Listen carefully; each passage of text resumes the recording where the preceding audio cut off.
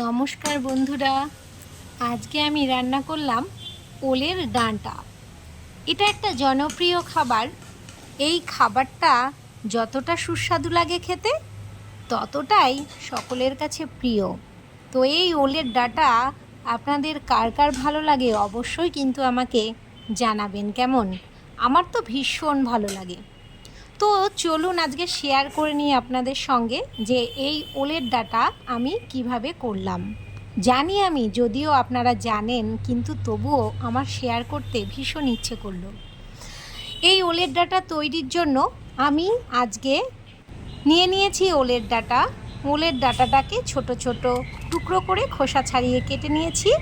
সঙ্গে আমি সবজি দিয়ে দিয়েছি আলু, পটল এবং কাঁঠালের বীজ। কাঁঠালের বীজ কিন্তু এই ওলের ডাঁটার ভিতরে ভীষণ জনপ্রিয়। তো এবার আমি সবজিগুলোকে ভীষণ ভালোভাবে ধুয়ে নিয়েছি। ধুয়ে নেবার পরে এইবার আমি গ্যাসের ফ্লেমটা অন করে দিয়ে কড়াই বসিয়ে দিয়েছি। কড়াইয়ে দিয়ে দিয়েছি জল, পরিমাণ মতো জল দিয়ে জলের মধ্যে আমি দিয়ে দিয়েছি 1 চামচ লবণ।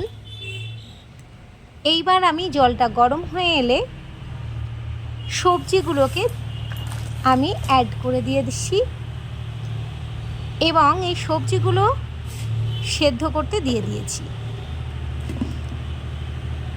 কিছুক্ষণ সেদ্ধ হয়ে যাবার পর আমি সবজির মধ্যে 1/2 চামচ হলুদ গুঁড়ো দিয়ে দিয়েছি, যাতে সবজিগুলো কালো না হয়ে যায়।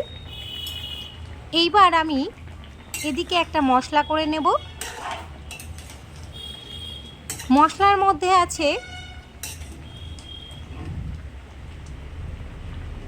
1 চামচ সর্ষে, 7-8টা কাঁচা লঙ্কা।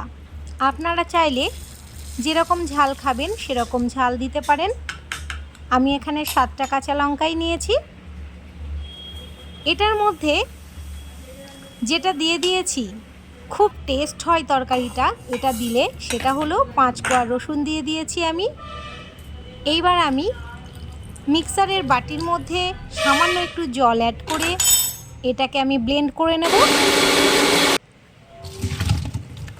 এদিকে সবজিগুলো সেদ্ধ হয়ে গেলে আমি জল ঝরিয়ে নেবার জন্য একটা ঝুড়িতে ঢেলে নিয়েছি। সবজিগুলো সেদ্ধ হয়ে গেছে। এবার আমি কড়াইটা চাপিয়ে দিয়ে দিচ্ছি কড়াইয়ে 2 চামচ সরিষার তেল। এই সরিষার তেলটা একটু গরম হয়ে গেলে আমি ফোড়ন হিসাবে দিয়ে দেব একটা তেজপাতা, একটা শুকনো লঙ্কা এবং 1/2 চা চামচ 5 ফোড়ন। আপনারা চাইলে কালো জিরে দিয়েও করতে পারেন। আমি কালো জিরেটা ছিল না বলে দিইনি, তাই 5 ফোড়ন দিয়েই করেছি। এইবার আমি সেদ্ধ করা সবজিগুলো আমি কড়াইয়ে দিয়ে দিলাম। এরপর এদিকে আমি যে সরিষার বাটাটা করে রেখেছিলাম তার মধ্যে আমি অ্যাড করে নিচ্ছি 1/2 চামচ হলুদ গুঁড়ো আর 1/2 চামচ কাশ্মীরি লঙ্কার গুঁড়ো। এতে কালারটা খুব সুন্দর আসবে। সেদ্ধ করে রাখা সবজিগুলো আমি একটু ভেজে নিচ্ছি। খুব ভালোভাবে ভাজা হয়ে গেলে আমি দিয়ে দেব সর্ষে বাটাটা। সর্ষে বাটাটা দিয়ে আমি একটু নাড়াচাড়া করে, এই সময় গ্যাসের ফ্লেমটা একদম আস্তে দিয়ে দিতে হবে, না হলে ধরে লাগবে। এর মধ্যে আমি এবার অ্যাড করছি স্বাদ অনুযায়ী লবণ, আর অ্যাড করে দিচ্ছি চা চামচের 1.5 চা চামচ চিনি। নিরামিষ তরকারি একটু মিষ্টি না দিলে ঠিক টেস্ট আসে না, সেই কারণেই দেওয়া। আপনারা চাইলে মিষ্টিটা নাও দিতে পারেন। তো এবার আমি একদম জল শুকিয়ে নাড়াচাড়া করে নামিয়ে নেব। সবজিটা রেডি। গরম গরম ভাতের সঙ্গে পরিবেশন করে দারুণ লাগে।